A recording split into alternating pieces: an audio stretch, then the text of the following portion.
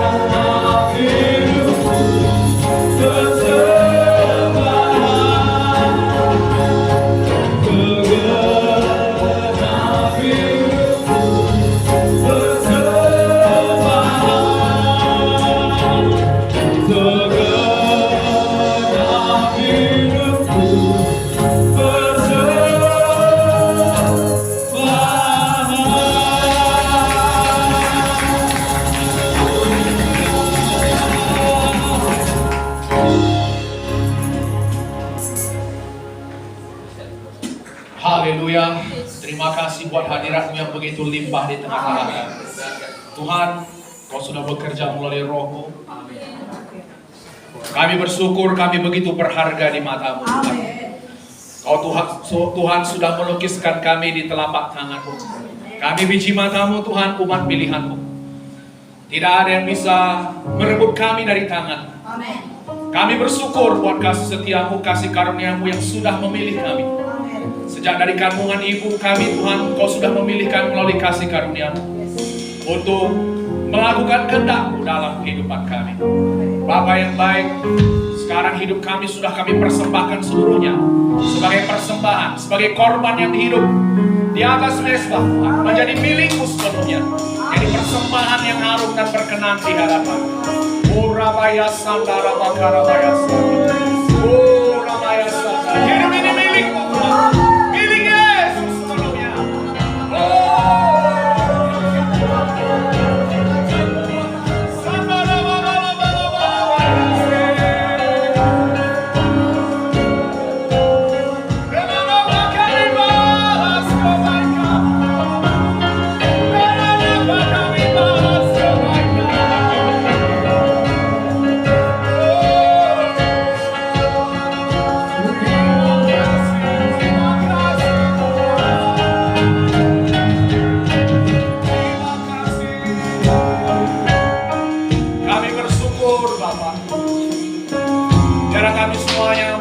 Panggilan-Mu dalam hidup kami, menghargai apa yang sudah Kau perbuat dalam hidup kami. Kuasanya tidak ada yang seperti Kau, Tuhan. Allah yang mau mati bagi umatnya, yang menebus umatnya, turun sendiri untuk menebus umatnya. Oh, betapa dahsyatnya perbuatan-Mu, Yesus. Kami bersyukur, terima kasih. Dan Bapa yang baik, saat ini kami akan mendengar lagi firman-Mu mengenai perbuatan Yesus, kasih karunia Yesus. Biarkan kurang berakar di dalam kasih. Kami dibangun di atas dasar kasih Kristus. Dan kami semakin mengenal betapa dalam, tinggi, lebar, panjangnya kasih Kristus bagi kami. Terima kasih Tuhan. Dan kami mengenal kasih itu, sekalipun kasih itu melampaui segala akal dan pikiran. Berkati waktu-waktu ini. Ada kelepasan, kebebasan. Roh Kudus melukiskan Yesus dengan jelas di hadapan kami. Dan kau setan iblis, roh jahat, waktu gelap, kami patahkan, kami hancurkan. Patahkan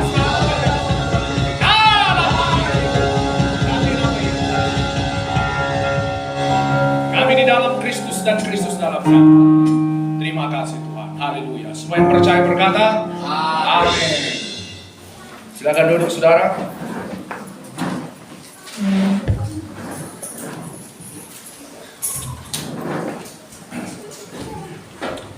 Ya, biar anak-anak sekolah minggu saudaraku bisa dibawa ke atas.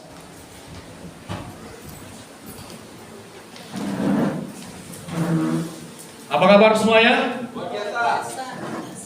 Belum semangat ini. Apa kabar semuanya? Oke.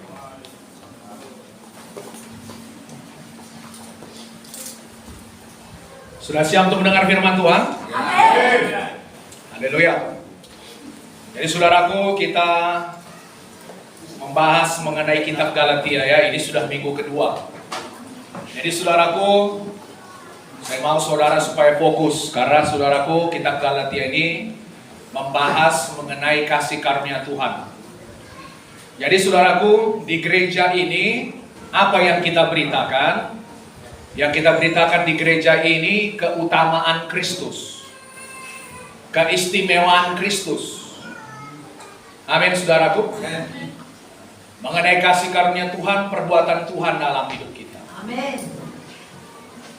Jadi saudaraku, biarlah Yesus itu dipermuliakan baik dalam segala aspek kehidupan kita. Amin. Oke. Kita buka saudaraku dari kitab Galatia pasal 1.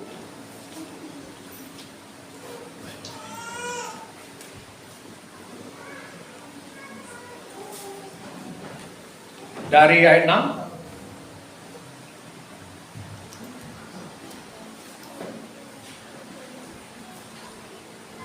Dapat?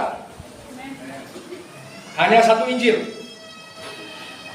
Aku heran bahwa kamu begitu lekas berbalik daripada Dia yang oleh kasih karunia Kristus telah memanggil kamu dan mengikuti suatu Injil lain yang sebenarnya bukan Injil.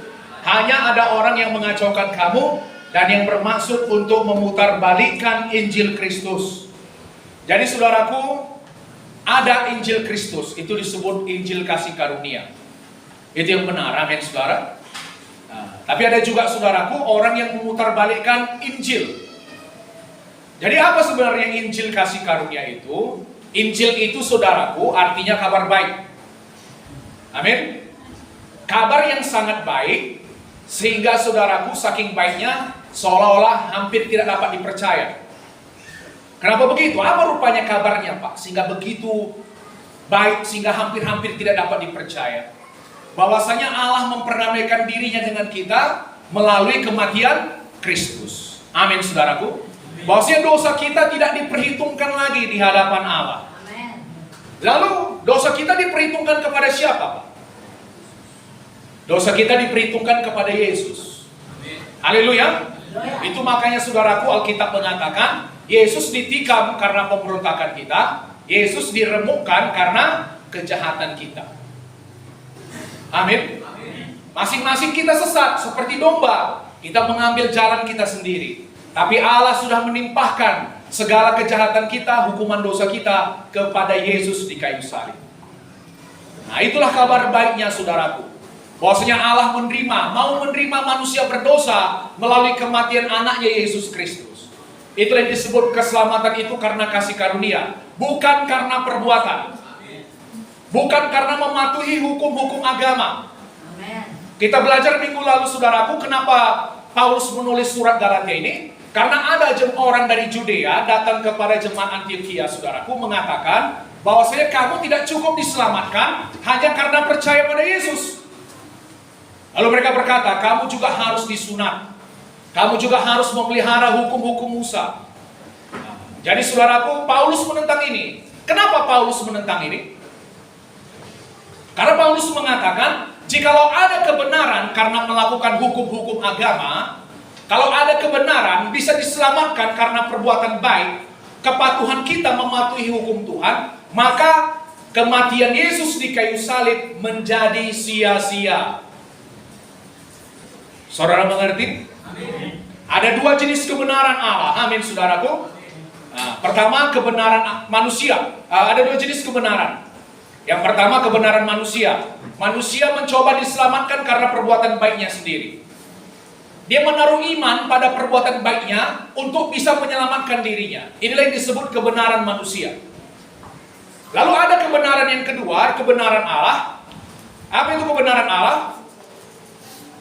Kita diselamatkan bukan karena perbuatan baik kita, tapi karena perbuatan baik Yesus. Jadi kita tidak menaruh iman pada perbuatan baik kita menaruh iman pada perbuatan baik Yesus untuk menyelamatkan kita. Haleluya saudaraku. Ingat ya, keselamatan itu kenapa disebut kasih karunia? Karena keselamatan itu tidak kita berupaya untuk memperolehnya. Kita tidak bekerja untuk mendapatkannya. Kita tidak membayar apa-apa untuk memperoleh keselamatan. Amin saudaraku. Saudara selamat bukan karena saudara berbuat baik. Saudara selamat bukan karena banyak amal ibadah saudara. Tidak. Kita selamat hanya karena pemberian, anugerah. Kalau saudara selamat karena perbuatan baik, maka keselamatan bukan lagi kasih karunia.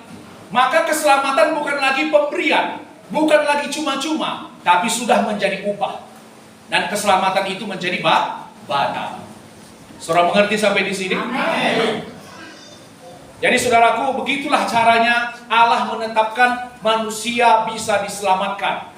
Mereka diselamatkan bukan karena perbuatan baik, tapi hanya karena anugerah, kasih karunia, melalui pengorbanan Yesus di kayu salib. Saudara mengerti ini? Amin. Dan ini berlaku untuk semuanya. Yesus itu juru selamat dunia. Haleluya saudaraku. Begitulah keselamatan itu. Dan ada orang yang memutarbalikkan. Mereka bilang kamu gak cukup hanya percaya pada Yesus, harus ditambah melakukan sunat. Kamu harus juga melakukan hukum-hukum Musa. Lalu saudaraku, untuk membalas itu Paulus menulis dalam kitab Roma mengenai Abraham. Apa dikatakannya? Kapankah Abraham dibenarkan? Oke, kita lihat dulu ya. Nanti kalian pikir saya ngarang-ngarang. Roma pasal 4.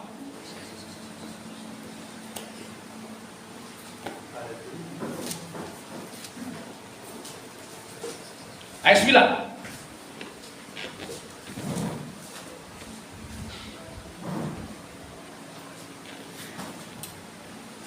Saudara, masih banyak orang sebenarnya bingung bagaimana diselamatkan. Bahkan orang Kristen yang sudah lama, yang sudah dewasa pun saudaraku, mereka berpikir iman harus ditambah dengan perbuatan supaya bisa selamat. Tapi sebenarnya tidak. Amin. Oke, 9. Roma 4 ayat 9. Adakah ucapan bahagia ini hanya berlaku bagi orang bersunat saja, atau juga bagi orang tak bersunat? Sebab telah kami katakan bahwa kepada Abraham, iman diperhitungkan sebagai kebenaran. Oke ya? Abraham percaya kepada Allah, dan dia dibenarkan. Begitulah caranya selamat. Haleluya saudaraku. Kita percaya kepada Yesus yang menyelamatkan kita, maka kita selamat, bukan karena perbuatan baik. Amin? Oke, pertanyaannya. Ayat 10, dalam keadaan manakah hal itu diperhitungkan? Sebelum atau sesudah ia disunat? Bukan sesudah disunat, tetapi sebelumnya. Paulus menulis ini saudaraku untuk membatalkan perkataan orang yang dari Judea itu, bahwasanya sunat itu dibutuhkan untuk selamat, untuk dibenarkan. Paulus mengatakan bahwasanya Abraham dibenarkan sebelum dia bersunat. Saudara mengerti? Amen. Lalu sunat itu sebagai apa, Pak? Ayat 11. Dan tanda sunat itu diterimanya sebagai materai kebenaran berdasarkan iman yang ditunjukkannya sebelum ia bersunat. Demikianlah ia dapat menjadi bapa semua orang percaya yang tak bersunat, supaya kebenaran diperhitungkan kepada mereka, dan juga menjadi bapa orang-orang bersunat, yaitu mereka yang bukan hanya bersunat, tetapi juga mengikuti jejak iman Abraham, bapa leluhur kita, pada masa ia belum disunat. Abraham dibenarkan karena iman sebelum bersunat. Amin.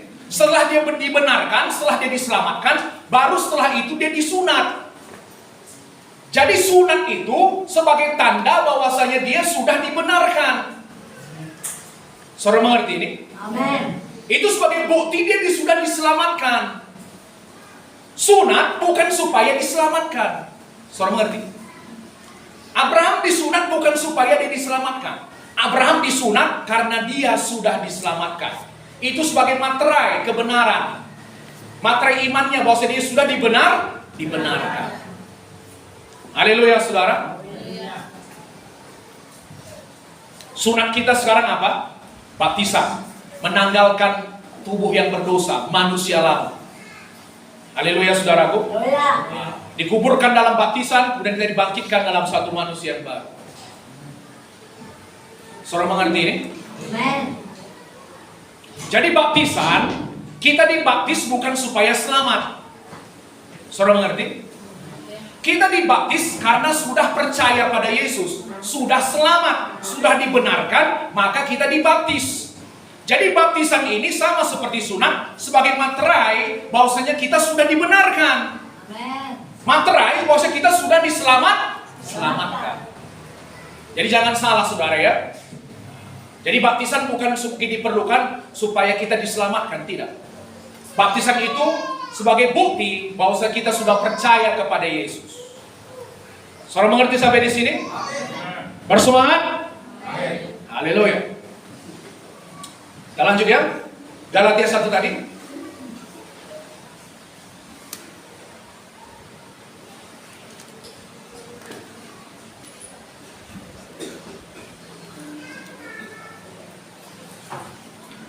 Dari ayat 8. Galatia 1:8. Tetapi sekalipun kami atau seorang malaikat dari sorga yang memberitakan kepada kamu suatu Injil yang berbeda dengan Injil yang telah kami beritakan kepadamu, terkutuklah dia. Seperti yang telah kami katakan dahulu, sekarang kukatakan sekali lagi, jikalau ada orang yang memberitakan kepadamu suatu Injil yang berbeda dengan apa yang telah kamu terima, terkutuklah dia. Saudaraku, dalam hal Injil, kebenaran Injil, Paulus tidak mau kompromi. Amin. Amen. Saudara pun kalau untuk kebenaran saudaraku, saudara jangan kompromi. Amen. Haleluya. Ngeri dia katakan, kalau Injil itu diputar balikkan, bahkan kalau kami atau bahkan ada malaikat dari sorga memberitakan Injil yang lain yang daripada telah kamu terima, terkutuklah dia.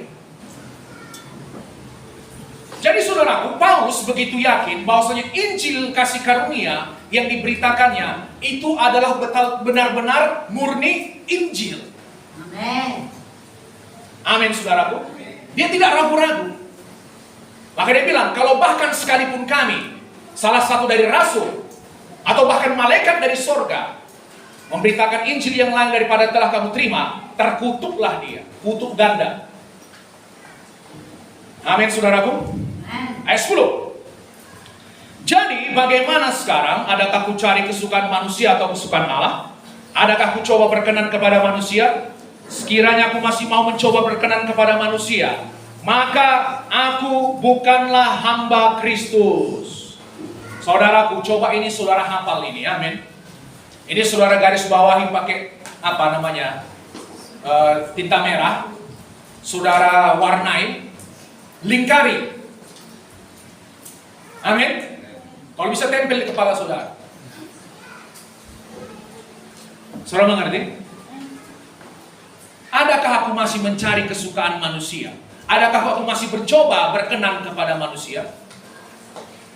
Jikalau sekiranya aku masih mencoba mencari kesenangan manusia, mencoba menyenangkan manusia, aku bukanlah hamba Kristus. Amen. Perhatikan saudaraku ya. Bahkan di antara hamba-hamba Tuhan pun ada yang masih, saudaraku, mencoba menyenangkan manusia lebih daripada mencoba menyenangkan Tuhan. Saudara mengerti ini? Amen. Saya nggak tahu, saya nggak menghakimi mereka entah hamba siapa. Tapi saya, saudaraku, mau menjadi hamba Kristus. Amen. Saya nanti mau, saudaraku, Tuhan nggak malu mengakui saya, amin. Dia berkata, engkau mau menderita karena namaku. Saya mau nanti dipermuliakan bersama dengan jutaan orang yang menderita karena nama Yesus. Amin. Haleluya saudara. Oh ya.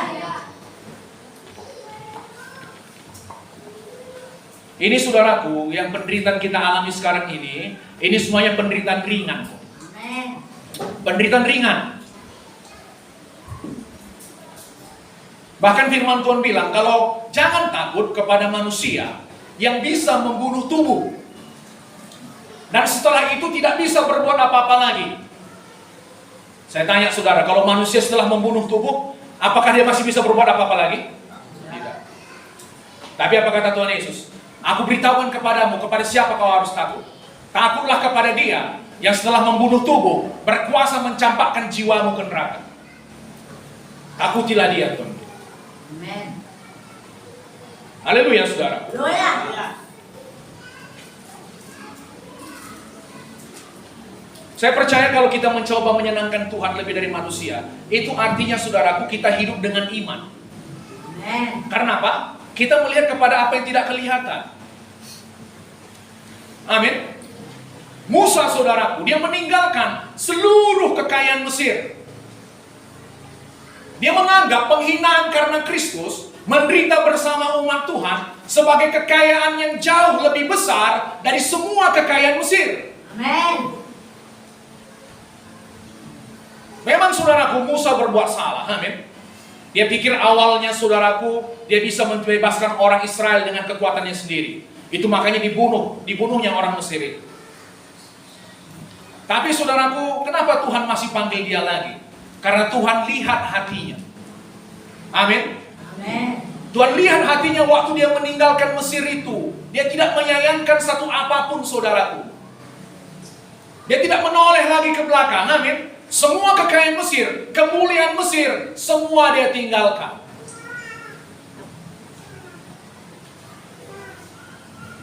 Karena nama siapa?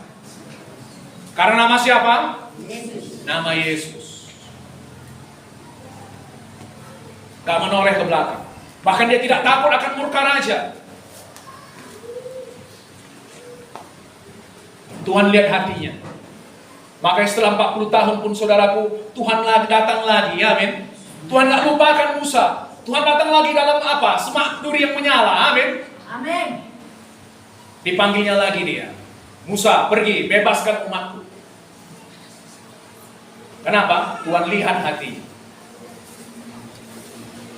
Saudara mengerti ini, saudara? Amin. Oke. Ayat 11. Bagaimana Paulus menjadi rasul? Sebab aku menegaskan kepadamu, saudara-saudaraku, bahwa Injil yang kuberitakan itu bukanlah Injil manusia. Karena aku bukan menerimanya dari manusia, dan bukan manusia yang mengajarkannya kepadaku, tetapi aku menerimanya oleh penyataan Yesus Kristus. Amen. Siapa yang mengajari Paulus Injil? Tuhan Yesus sendiri langsung. Kalau saudaraku kita mendengar Injil, saudara tahu ya dari ada teman kita atau pengkhotbah, amin. Tapi Paulus saudaraku, Tuhan Yesus sendiri langsung melawat dia. Kapan itu terjadi? Waktu dia perjalanan saudaraku kalau tidak salah ke Damaskus. Dia meminta saudaraku surat dari imam besar, imam-imam kepala, supaya apa? Untuk menangkapi orang-orang Kristen. Dengan semangat yang menyala-nyala, saudaraku, naik kuda dia untuk menangkapi orang-orang Kristen ini, amin. Lalu di tengah jalan saudaraku, Tuhan datang, disambar apa namanya? Disambar sinar, sah. Lalu dia rebah, pup. Lalu dia bertanya, siapa engkau Tuhan? Heran juga ya, langsung tahu dia siapa Tuhan. Siapakah engkau Tuhan? Lalu apa kata Tuhan? Akulah Yesus yang kau aniaya itu. Saudaraku, ingat ini ya. Tuhan menyamakan dirinya dengan gerejanya. Kalau gerejanya dianiaya, itu sama seperti menganiaya Tuhan Yesus sendiri. Jadi jangan main-main dengan gereja, amin saudaraku. Tuhan berkata, itu aku, itu tubuhku. Kenapa kau aniaya aku, Paulus? Jadi saudaraku, di situ dia bertemu dengan Yesus, mengalami perjumpaan dengan Yesus. Setelah pertemuan itu saudaraku, dia bangun, matanya menjadi buta. Selama 3 hari 3 malam, dia tidak makan dan tidak minum. Perhatikan ya. Paulus, sewaktu masih melihat dia tidak mengenal Yesus. Amin. Setelah dia menjadi buta, baru dia bisa melihat Yesus. Baru terbuka mata rohaninya. Selama yang terbuka cuma mata jasmaninya, saudara. Haleluya. Dia pikir ini sekte yang salah ini. Maka dengan semangat yang menggebu-gebu dia, saudaraku, mau membinasakan umat Tuhan. Tapi di tengah perjalanan dia dijamah oleh Tuhan Yesus. Maka dia berkata, Injil yang kuajarkan kepadamu itu bukan Injil manusia. Amin. Bukan manusia yang mengajarkannya kepadaku, tapi Tuhan Yesus sendiri. Haleluya, saudara. Kita lanjut, ayat 13. Sebab kamu telah mendengar tentang hidupku dahulu dalam agama Yahudi. Tanpa batas aku menganiaya jemaat Allah dan berusaha membinasakannya. Jadi saudaraku, macam mana disungguh-sungguhnya mau membinasakan umat Tuhan. Tanpa batas aku menganiaya jemaat Allah dan berusaha membinasakannya. Dia masuk, saudaraku, rumah demi rumah, dicarinya, keluar masuk rumah, dicarinya siapa orang Kristen. Amin. Ditariknya keluar, diseretnya saudaraku, masukkannya ke penjara, atau diancamnya. Kau masih tetap ikut Yesus, masuk penjara, cangkal Yesus, kau nggak masuk penjara. Mana kau pilih? Itu yang dikerjakan, ya, amin. Ayat 14. Dan di dalam agama Yahudi, aku jauh lebih maju dari banyak teman yang sebaya dengan aku di antara bangsaku. Sebagai orang yang sangat rajin memelihara adat istiadat nenek moyangku. Perhatikan ya. Jadi dia berkata bahwasanya aku mengerti agama Yahudi. Sistem agama Judea Yahudi, aku mengerti. Aku dulu dalam agama itu, katanya. Jadi kalau kau bilang untuk diselamatkan melalui hukum Musa, memelihara hari Sabat, memelihara sunat, itu sudah aku kerjakan. Bahkan aku jauh lebih maju dari orang-orang sebaya dengan aku. Jadi jangan kau bilang aku nggak ngerti mengenai hukum Yahudi. Haleluya, saudaraku. Dan sebagai orang yang sangat rajin memelihara adat istiadat nenek moyang. Perhatikan ya. Saudara, ada 10 hukum Taurat. Amin. Selain itu, ada lagi 600 hukum-hukum yang lain yang harus dipelihara oleh orang Yahudi. Dan selain itu, saudara tahu, orang-orang Farisi, ahli-ahli Taurat, nenek moyang mereka membuat hukum-hukum yang lain, tradisi-tradisi yang lain, yang saudaraku yang harus dipelihara supaya bisa selamat. 10 hukum Taurat aja kadang nggak kita hafal, ya kan? Tambah lagi 600. Tambah lagi, saudaraku, ada istiadat tadi yang harus dilakukan. Yang bahkan mereka buat adat istiadat ini, saudaraku, lebih kuat hukumnya daripada firman Tuhan. Kan kita baca Markus 7 kemarin, amin. Engkau membuat firman Allah tidak berarti karena adat istiadatmu. Engkau lebih meninggikan adat istiadatmu daripada firman Tuhan. Saudara mengerti ini? Amen. Jadi saudaraku Paulus ini, dia bilang, aku ini bukan orang yang sembarangan. Waktu menganiaya umat Tuhan pun aku melakukan yang sungguh-sungguh. Waktu di agama aku pun yang lama, aku pun sungguh-sungguh. Melakukan adat nenek moyang pun aku sungguh-sungguh. Gak ada kata main-main dalam kamusku. Aku bangga sama itu semua. Haleluya, saudara. Dalam kitab Filipi 3 apa kata Paulus? Kalau ada orang yang membanggakan diri secara lahiriah, aku lebih lagi, katanya. Aku orang Israel asli, dari suku Benyamin, disunat pada hari ke-8. Amin, saudaraku. Dalam pendirian akan hukum Taurat, aku dalam kepatuhan terhadap hukum Taurat, aku tidak bercela. Lalu apa katanya? Ayat 15. Tetapi waktu Ia, siapa itu? Yesus, yang telah memilih aku sejak kandungan ibuku, dan memanggil aku oleh kasih karunia-Nya, berkenan menyatakan anaknya di dalam aku, supaya aku memberitakan dia di antara bangsa-bangsa bukan Yahudi, maka sesat pun aku tidak minta pertimbangan kepada manusia, juga aku tidak pergi ke Yerusalem, mendapatkan mereka yang telah menjadi rasul sebelum aku, tetapi aku berangkat ke tanah Arab, dan dari situ kembali lagi ke Damsyik. Haleluya, saudara. Haleluya. Lihat ini. Kalau saudara sudah jumpa dengan Yesus, saudara nggak perlu minta lagi persetujuan orang. Amin. Haleluya, saudara. Haleluya. Aku nggak minta, aku nggak menjumpai siapapun. Dia tahu waktu dia berjumpa dengan Yesus, dia betul-betul berjumpa dengan Tuhan sendiri. Amin. Apa yang diajarkan Yesus itu adalah Injil yang benar. Dia tahu. Maka di saudaraku nggak perlu lagi permisi sama dari yang lain. Kadang saudaraku kita mau ikut Tuhan ini, Pak Pendeta, aku permisilah dulu sama orang tuaku. Lalu nggak dikasih orang tuanya, nggak ikut Tuhan lagi dia. Amin, saudara. Tuhan, aku mau ikut Engkau, tapi biarkan aku kuburkan bapakku dulu. Tuhan bilang, biarkan orang mati menguburkan orang mati mereka, tapi engkau ikut aku. Haleluya, saudaraku. Haleluya. Tuhan, aku mau ikut Engkau, tapi biar aku permisi dulu sama orang tuaku. Kalau mau membajak nggak perlu menoleh ke belakang. Saudara mengerti ini? Amin. Saudara ikut Tuhan, tahu itu panggilan Tuhan dalam hidup saudara, kerjakan. Amin. Kita nggak perlu persetujuan manusia, sudah. Haleluya. Ya.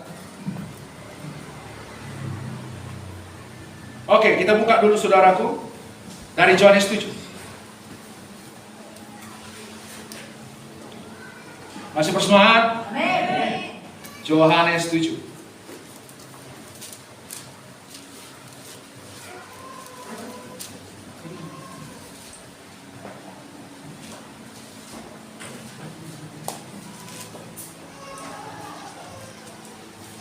Dari 15. 1, 2, 3 ya. Maka heranlah orang-orang Yahudi dan berkata, bagaimanakah orang ini mempunyai pengetahuan demikian tanpa belajar? Jawab Yesus kepada mereka, ajaranku tidak berasal dari diriku sendiri, tetapi dari Dia yang telah mengutus aku.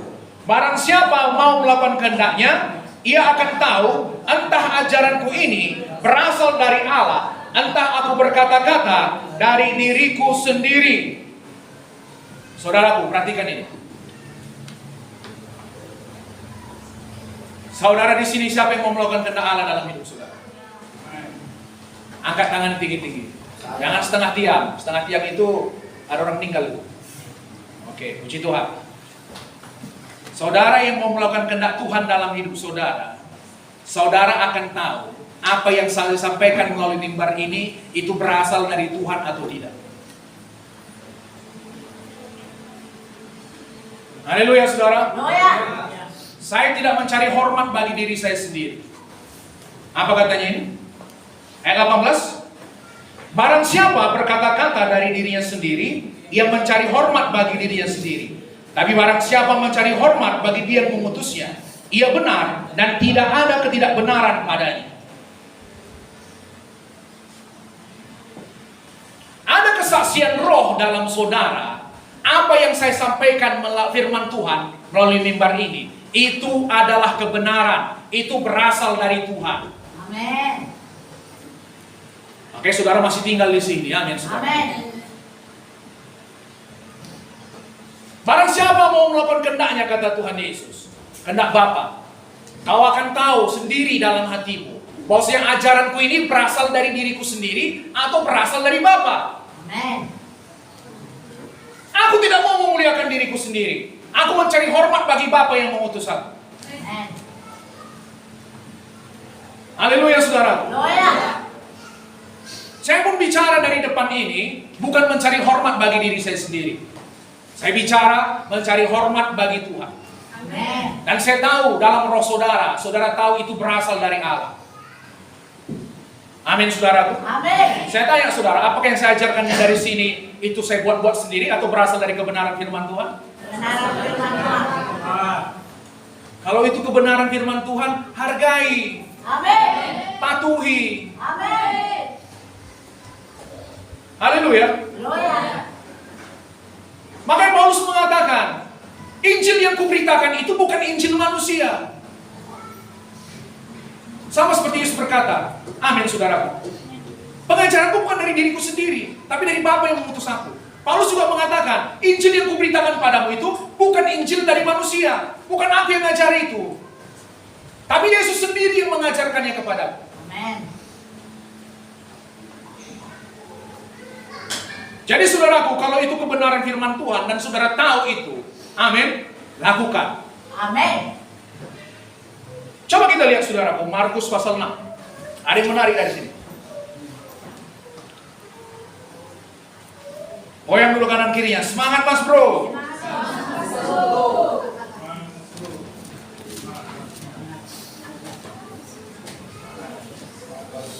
Dapat Markus 6 dari ayat 1.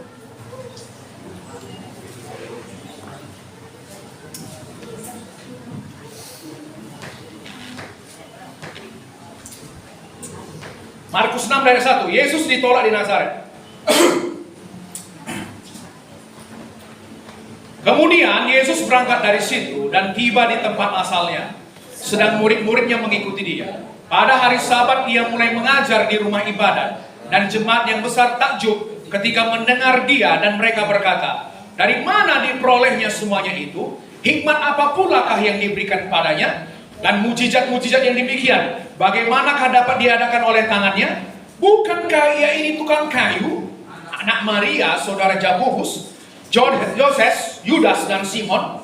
Dan bukankah saudara-saudara yang perempuan ada bersama kita? Lalu mereka kecewa dan menolak dia.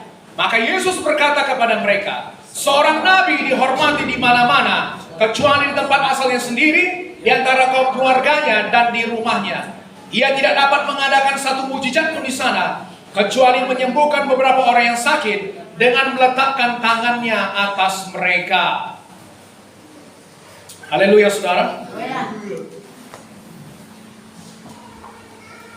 Kenapa Yesus gak bisa mengadakan mujizat? Hah?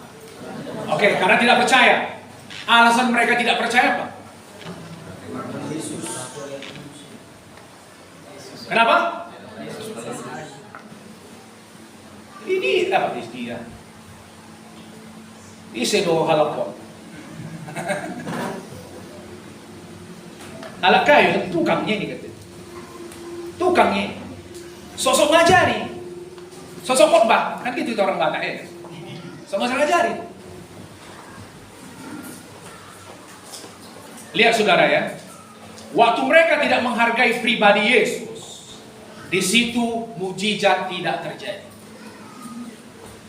Bahkan pribadi Yesus di situ. Cuma tukang kayu itu, bukankah dia sekedar tukang kayu? Kalau di dalam katakan terjemahan tadi dikatakan saudaraku, mereka menolak Yesus, amin. Mereka kecewa dan menolak dia. Terjemahan firman Allah yang hidup dikatakan mereka sangat tersinggung. Kenapa mereka sangat tersinggung? Sosokan tukang kayu ngajari kami. Gak ada sekolahnya. Tamatan sekolah mana itu? Sekolah teologi mana itu? Sangat tersinggung.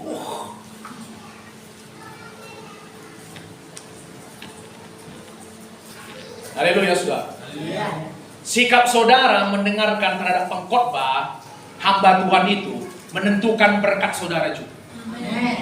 Bagaimana saudara menghargai dia?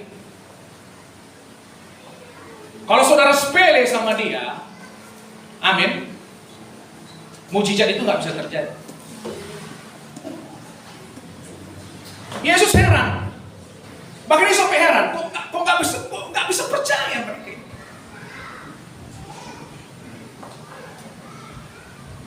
Amin saudara. Biasakan kalau hamba Tuhan menyampaikan firman Tuhan, siapapun dia, haleluya, siapapun dia, Perhatikan. Amin. Hargai. Amin. Itu namanya saudara rendah hati. Dan Tuhan berkata, Tuhan memberikan kasih karunia kepada orang yang rendah hati. Amin. Apa artinya kita menerima lebih banyak kasih karunia? Kalau lebih rendah hati, kalau semakin rendah hati, kita akan semakin banyak menerima pertolongan, kemurahan, kebaikan Tuhan. Amin. Mujizat Tuhan. Amin. Itu saudaraku, kalau kita menghargai pengkorban itu. Ini terjadi dengan Paulus. Orang-orang di Galatia mulai meragukan otoritasnya. Siapa Paulus itu? Amin, saudaraku. Maka dia mulai berkatakan, otoritasku datang dari Yesus sendiri. Dia mengangkat aku sebagai rasul. Rasul itu, saudaraku, orang yang diangkat Yesus sendiri. Amin, saudara. Amin. Ada 12 murid Yesus, amin. Satu gagal. Yesus sendiri yang memilihnya. Paulus pun dipilih sendiri langsung oleh Yesus. Haleluya, saudara. Haleluya. Mereka mulai meragukan otoritas.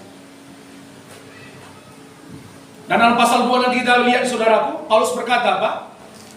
Dalam pertemuan dengan soko guru jemaat, Yohanes, Yakobus, Petrus, aku membentangkan, aku menyampaikan Injil yang kusampaikan di antara bangsa-bangsa yang tidak mengenal Allah. Dan mereka setuju dengan Injil yang kuberitakan.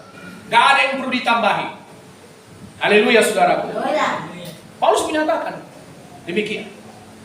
Aku gak kurang otoritas daripada mereka.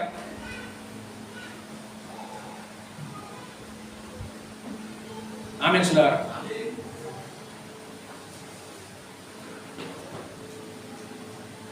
Sepanjang hamba Tuhan itu menyampaikan kebenaran firman Tuhan, hargai. Dengan sikap yang apa, saudaraku? Hormat. Amin. Biasanya ya, lihat. Kalau misalnya kita lihat, saya melayani seseorang, entah matanya kemana-mana, saudaraku, itu bisa saya pastikan gaknya sembuh itu. Begini-begini, Pak. Atau sambil nonton dia. Makanya saya melayani saudaraku, kalau orang sambil nonton TV, parah kali saya. Saya suruh matikan TV. Mana kau lihat, saya atau TV itu? Nggak bisa dua-dua. Amin. Kalau nggak mau dimatikan saudaraku, ya saya lebih baik nggak usah bicara. Amin. Udah, mungkin Bapak lebih kepengen nonton TV dan Bapak masih tetap dengan penyakit Bapak, silakanlah, saya pergi. Hasta la vista baby, sayonara. Amin, saudara. See you soon. Untuk apa kita sampaikan firman Tuhan kalau nggak dihargainya? Nggak akan sembuh itu. Tapi saudaraku, kalau disampaikan firman Tuhan, gini matanya melotot. Itu bisa saya pastikan sembuh. Amin. Haleluya. Haleluya. Harus sikapnya menghargai firman Tuhan, hormat. Itu membuat kita semangat menyampaikan firman Tuhan. Amin. Ini.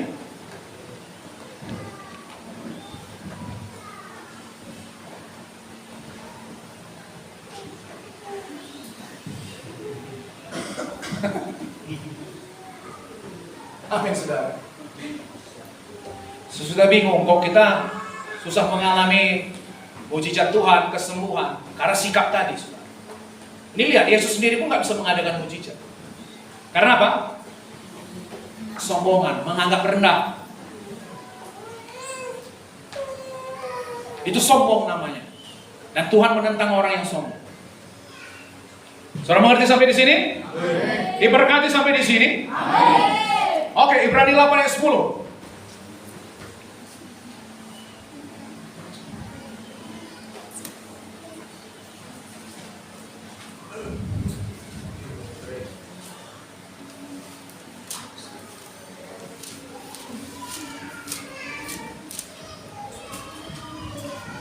Satu, Ibrani 8 ayat 10, 1, 2, 3 ya. Maka inilah perjanjian yang kuadakan dengan kaum Israel. Sesudah waktu itu demikianlah firman Tuhan. Aku akan menaruh hukumku dalam akal budi mereka dan menuliskannya dalam hati mereka. Maka aku akan menjadi Allah mereka dan mereka akan menjadi umatku. Ayat 11. Dan mereka tidak akan mengajar lagi sesama warganya atau sesama saudaranya dengan mengatakan, kenallah Tuhan. Sebab mereka semua besar kecil akan mengenal aku.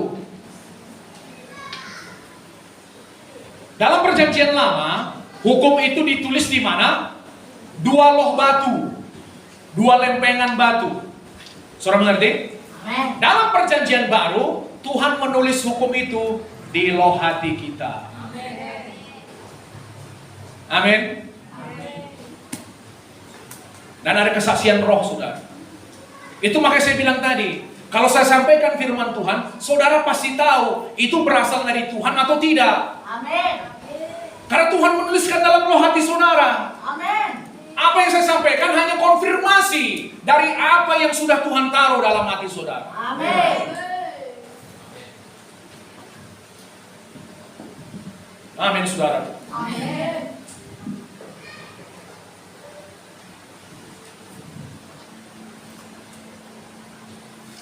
Oke, kita lanjut ke Galatia tadi.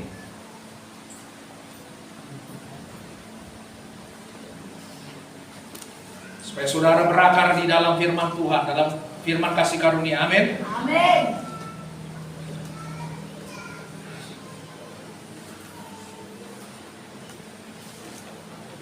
Jadi saudaraku, Paulus tadi dia mengatakan, aku ini sangat kuat memelihara adat istiadat nenek moyangku.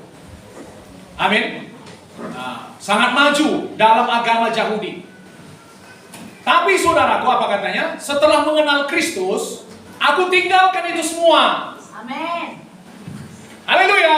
Haleluya. Lihat saudaraku, setelah saudara jumpa Yesus, harus terjadi perubahan nilai di dalam hidup saudara. Amin. Coba kita buka lagi. Filipi pasal 3.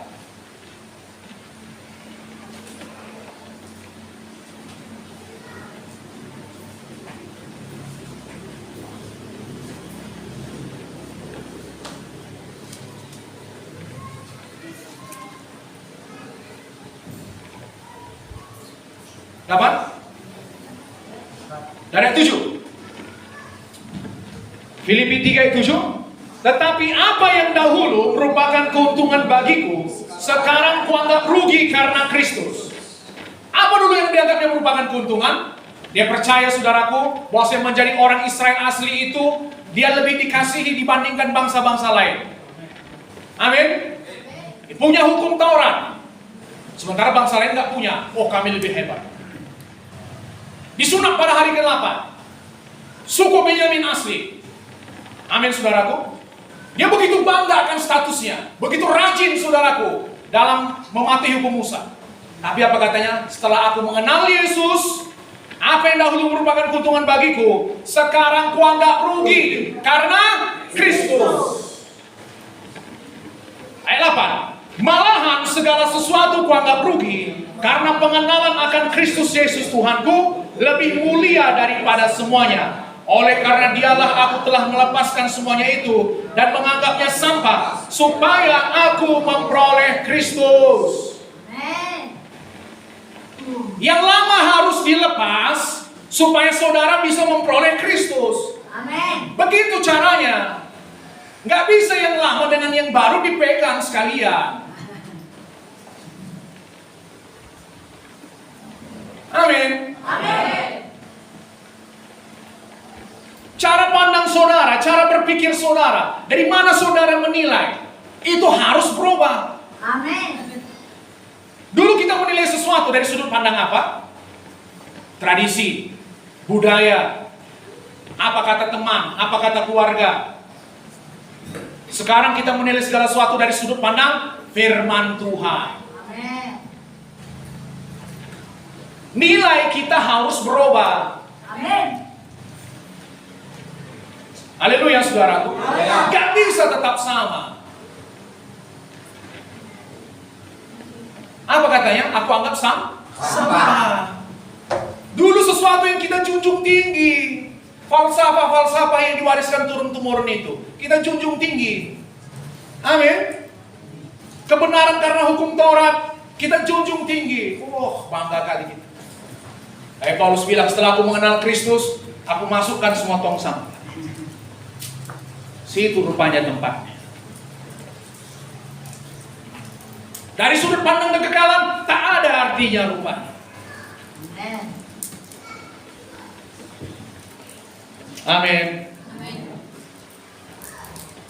Siapa di sini penyenang-penyenang Tuhan? Ya, harus. Amen.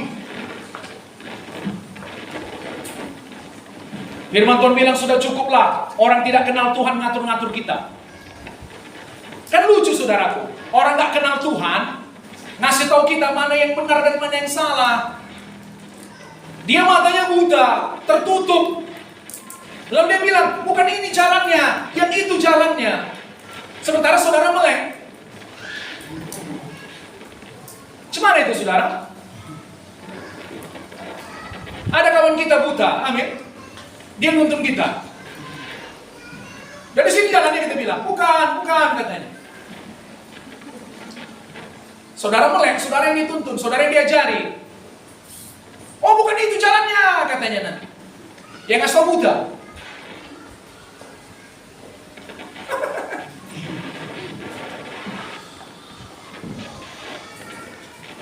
Orang buta nuntun orang buta masih pernah saya lihat. Tapi orang buta nuntun orang melek nggak pernah saya lihat. Tapi di kekristenan banyak. Di kekristenan banyak. Haleluya saudara. Nggak sedikit penyenang-penyenang manusia.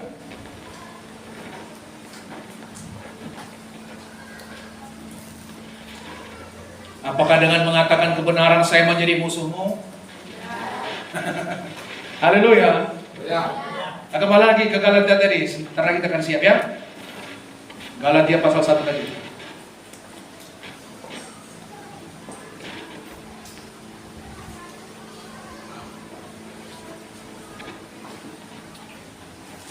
Jadi saudaraku, setelah Paulus mengalami perjumpaan dengan Tuhan Yesus, kemana dia pergi?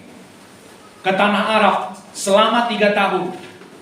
Apa yang dia lakukan di sana?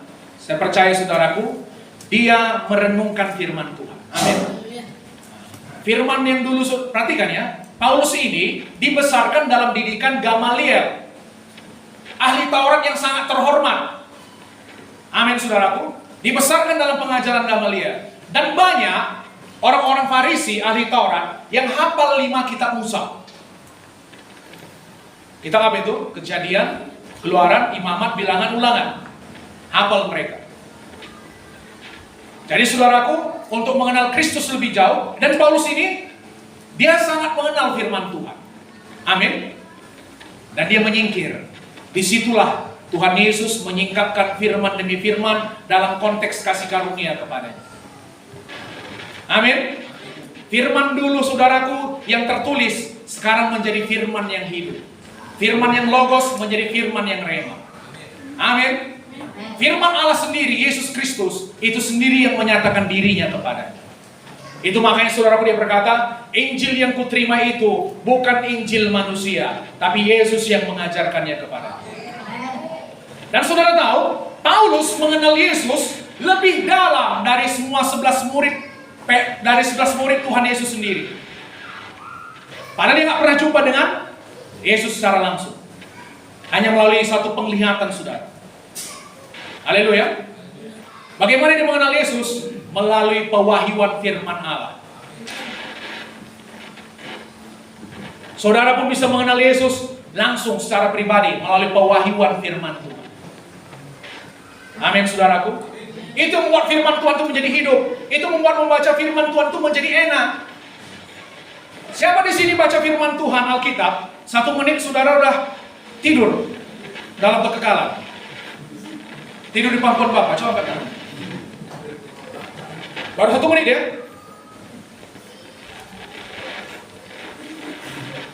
Ada teman saya dulu saudara, apa dibilangnya? Dia cerita sama kawan-kawannya. Aku kalian tahu, kalau aku susah tidur, apa yang kubuat? Ku ambil Alkitabku, ku baca. Gak sampai 5 menit, sudah tertidur aku.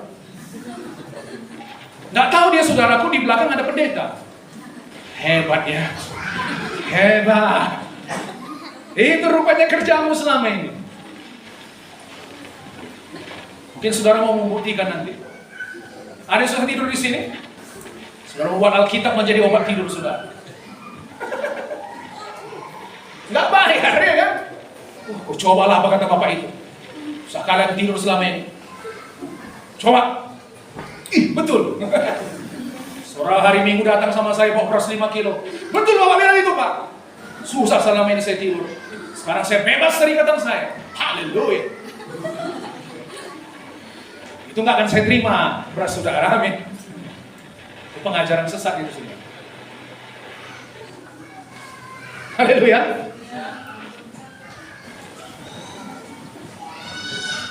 Oke.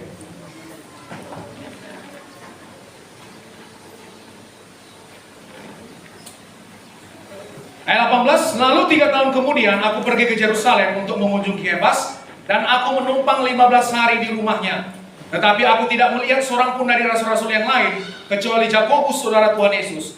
Di hadapan Allah ku tegaskan, apa yang kutuliskan kepadamu ini benar, aku tidak berdusta. Kemudian aku pergi ke daerah-daerah Syria dan Kilikia. Tetapi rupaku tetap tidak dikenal oleh jemaat-jemaat Kristus di Judea. Mereka hanya mendengar bahwa ia yang dahulu menganiaya mereka sekarang memberitakan iman yang pernah hendak dibinasakannya, dan mereka memuliakan Allah karena aku. Haleluya. Paulus mengatakan, aku dulu penganiaya jemaat tanpa batas. Mau kejar-kejar orang Kristen, mau kubinasakan. Tapi sekarang apa katanya? Dia memanggil aku oleh kasih karunia-Nya. Jadi Paulus meninggikan kasih karunia Tuhan yang memanggil dia. Dia memilih aku bukan karena aku layak.